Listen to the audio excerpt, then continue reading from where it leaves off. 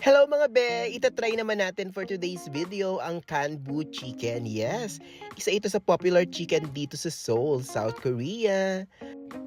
Heto na nga yung loob ng restaurant, very spacious siya. At kadalasan yung mga kumakain dito ay nagiinuman na. Yes, parang 4 p.m. pa lang yan, nagiinuman na sila galing sa work.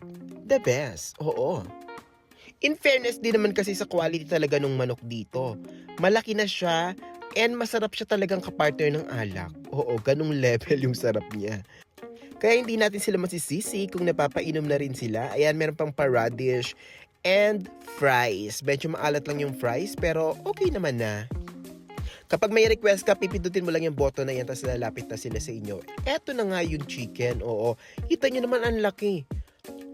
Takaw tingin lang kami, hindi na naman namin naubos yan. Oo, tinake out na lang namin. Yun lang, see you next time.